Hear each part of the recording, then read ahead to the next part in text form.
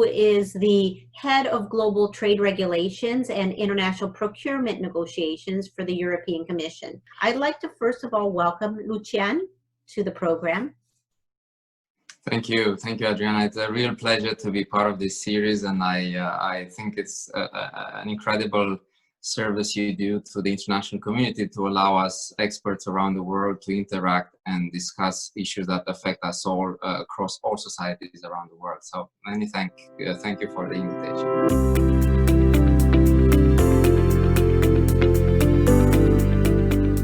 Far, we've seen an unprecedented crisis from this global pandemic, actually a double crisis. We had a massive threat on our global health. We had multiple casualties. We've had massive fatalities around the world, in particular in the United States, and but also in Europe and elsewhere. But at the same time, also a massive economic crisis. It is one of the most severe crises we have had in recent history. It's probably the worst economic crisis since World War II. Even if we were to compare it with what was until now the most difficult time we passed through the economy, like in 2009, the global financial crisis, we see that even compared to that historical landmark, nowadays our economies have contracted even more.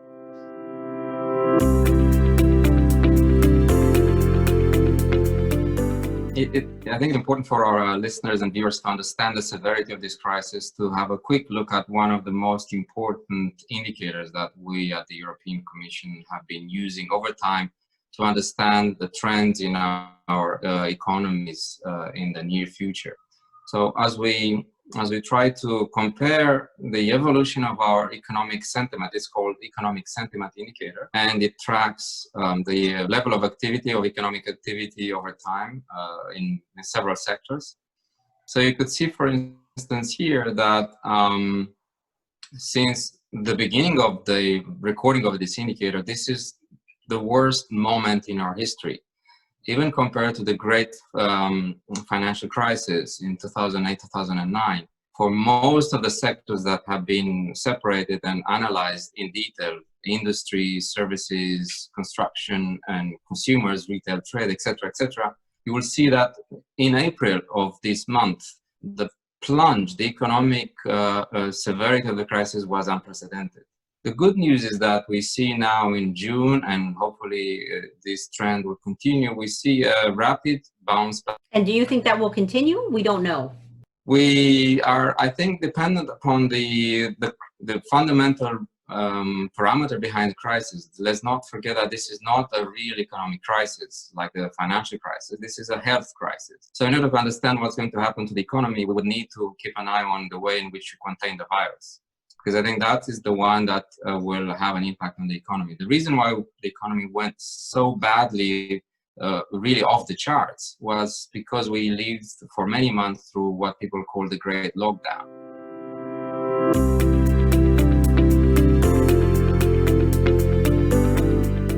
Now we have starting to gradually ease those restrictions, and the economy is bouncing back because in many respects, there was nothing wrong with the fundamentals in our economies.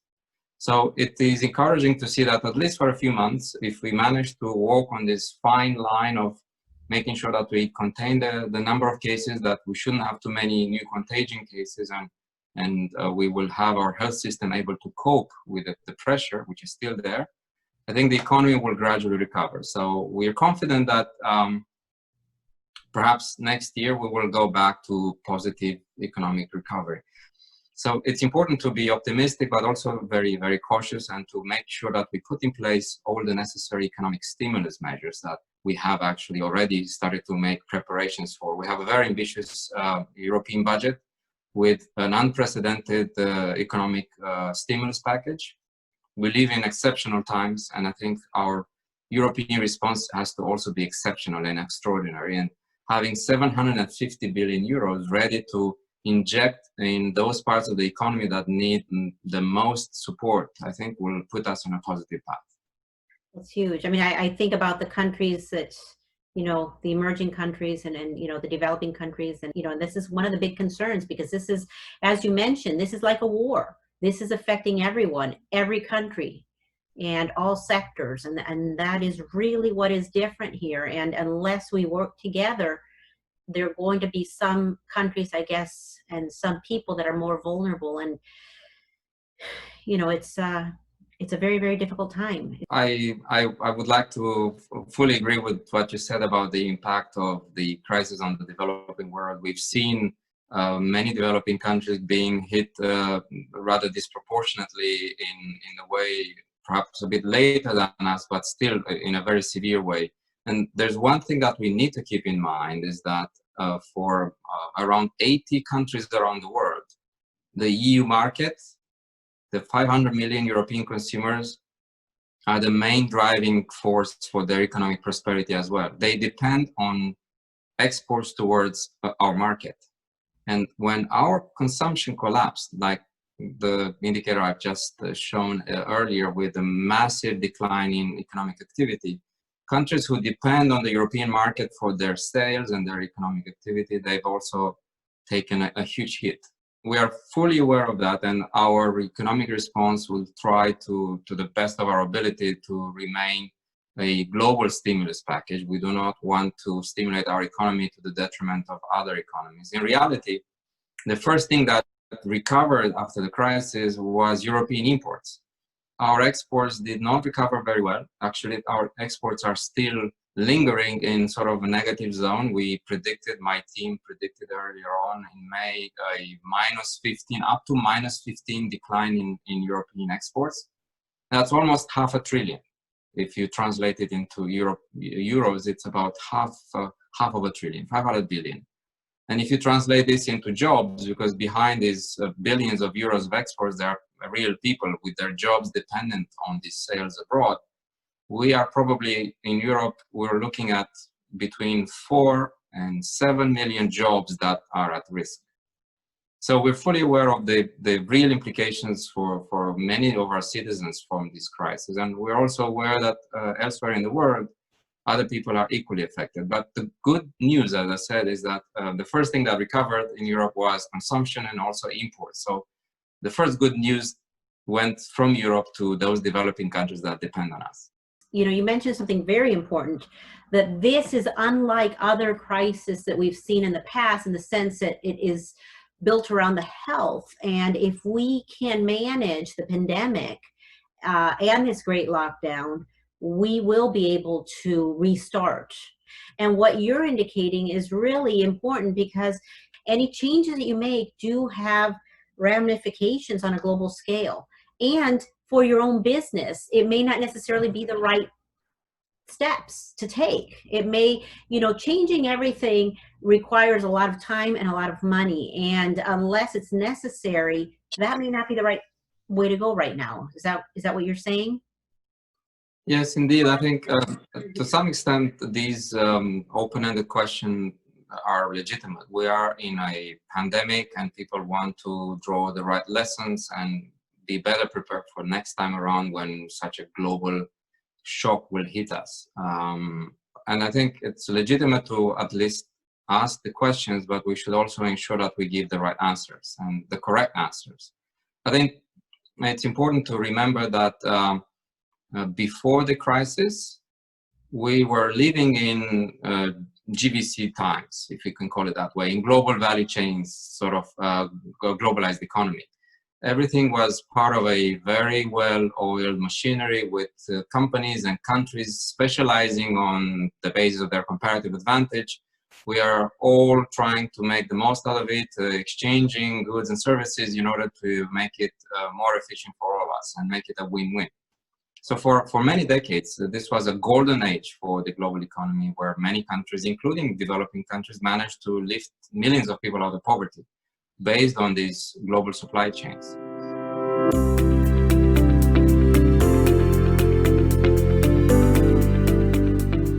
I think there's probably no better way to explain how important was this mantra and this important philosophy of made in the world than to show, as I was trying to put in one of my slides, an iconic American product.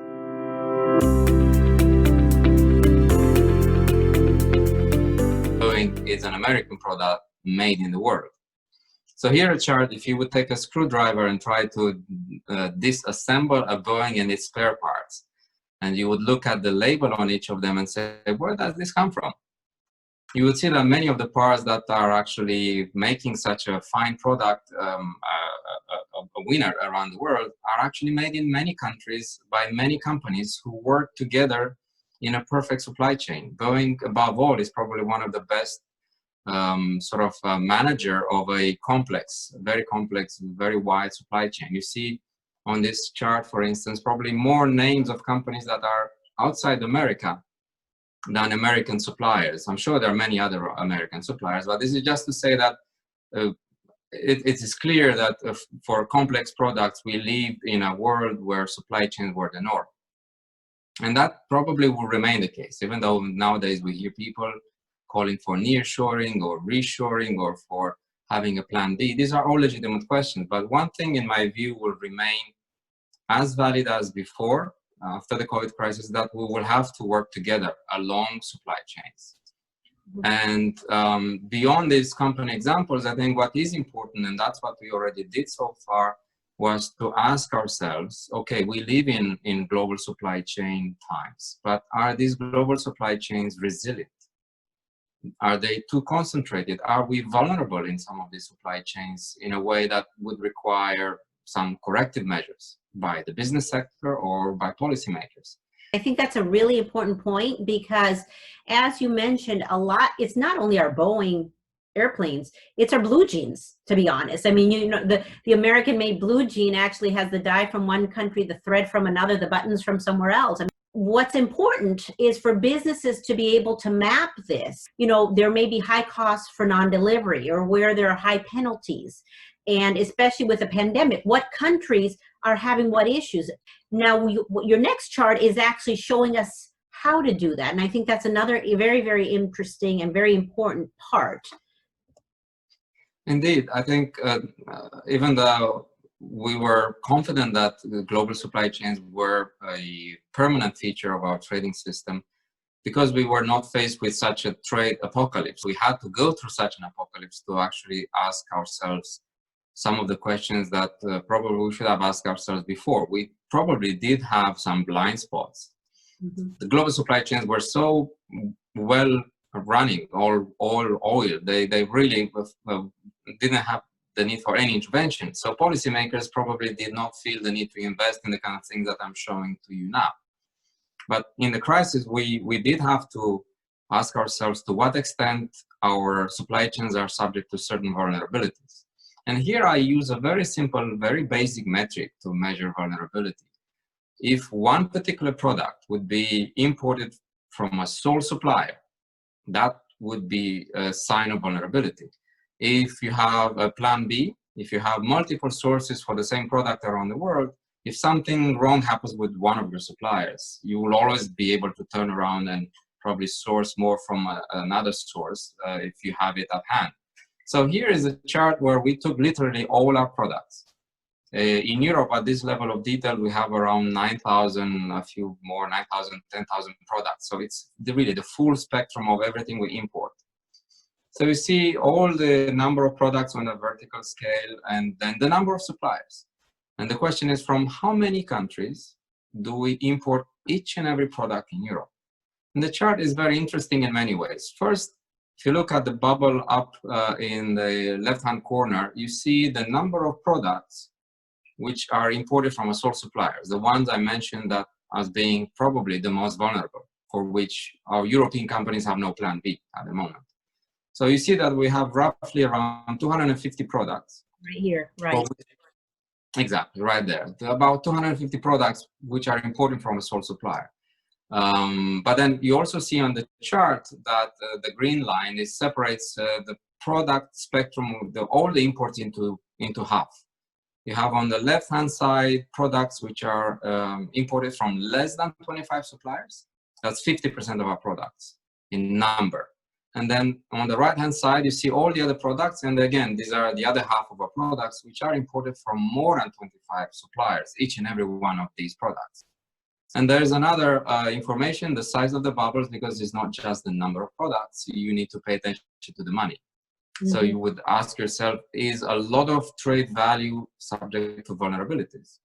And that's what the size of the bubble shows you. And for instance, I single out the biggest size of our trade. You see the biggest bubble indicates the kind of products which account for the largest share of our trade. And you see that for more than 10% of our trade value, we source these products from between 60 and 70 suppliers. So the bottom line, the main message of this chart is that by and large, our European supply chains are well diversified. That's great. This is we have some vulnerabilities potentially for a very small number of products, and they represent less than 1% of all our imports. So we shouldn't be too concerned, but at the same time, we cannot be too complacent. I think we need to understand the nature of these products, whether they are critical for our supply chains, and that's the next step in our analysis. And this is actually something that an executive or a company or especially the board would want to see for every single piece of your product. You know, if your product is not in Europe, if it's somewhere else, you want to know exactly this type of information. It's very, very helpful, very useful to understand where your risk is.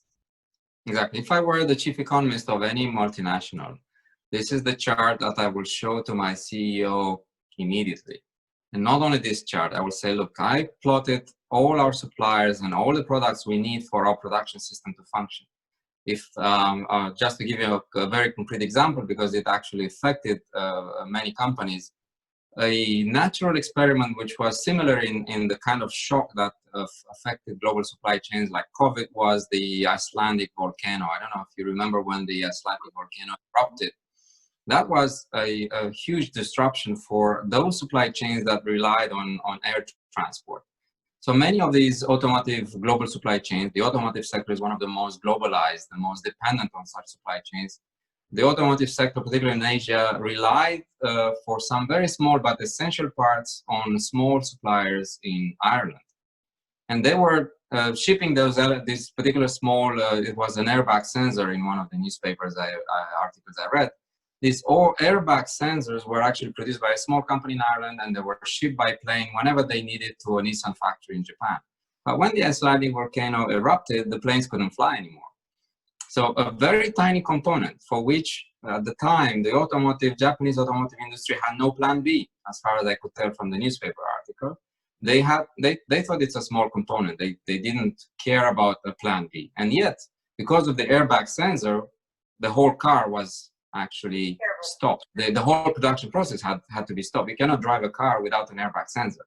So this is what people have to understand, that it doesn't matter so much the value of your components. You need to have alternative supplies. You need to understand the risk. And companies who invested in these kind of natural disasters, the electronics industry is another example, with some companies being very diligent, other being a bit more casual about it. Those who invested in a plan B, in a risk management, as you said, in fact, they recover much quickly and they didn't lose so much money. That's extremely important. And I think you don't want to start looking for a plan B when you're in crisis. And every single company is going to be different, because what's an important widget for you may not be for somebody else. So you really need to understand your product, understand your sensitivity, and how that will impact that product. Yeah, I think, Adriana, you really nailed it very well. You hit the nail on the head, because it is really this firm level specificity that makes global supply chains critically important. And you cannot understand global supply chains if you start aggregating and if you talk in generalities. And this is why I've been advocating for a while a new approach to trade policy, which I call Trade Policy 2.0, which should actually rely to the largest extent possible on firm level trade data. And even though you may need at some point in a critical time to rely on a plan B, if you have firm level, very good firm level data, information about the real companies, the most adequate suppliers, you would be able to jump and bounce back very quickly out of a crisis.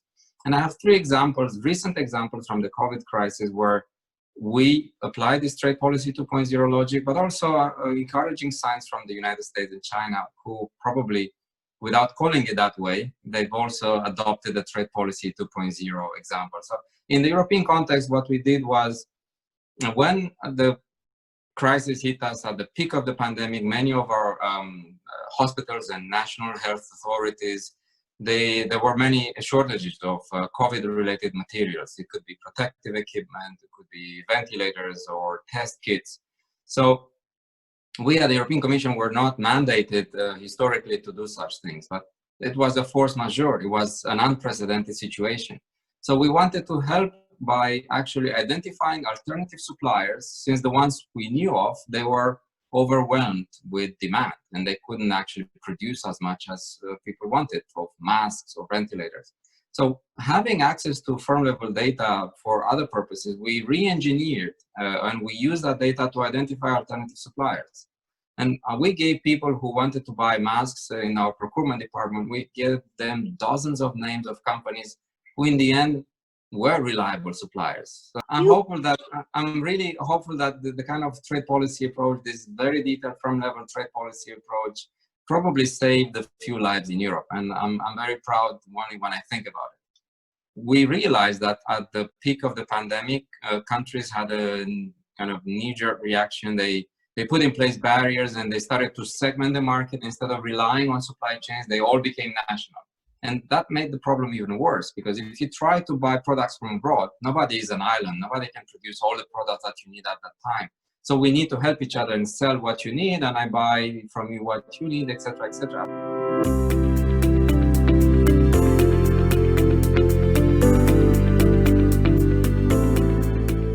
So now we have a global health initiative, which we have launched at the World Trade Organization. And we really want countries to understand the importance of keeping the markets free at the time when there is no crisis in particular, because this is how you build a solid basis. And all these suppliers have the confidence that they can also sell abroad and they can scale up and invest in productive capacities.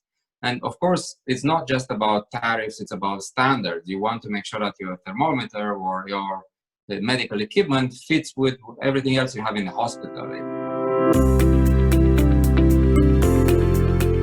In the world of trade, another promising technology that was brought to the fore more prominently after the crisis is blockchain.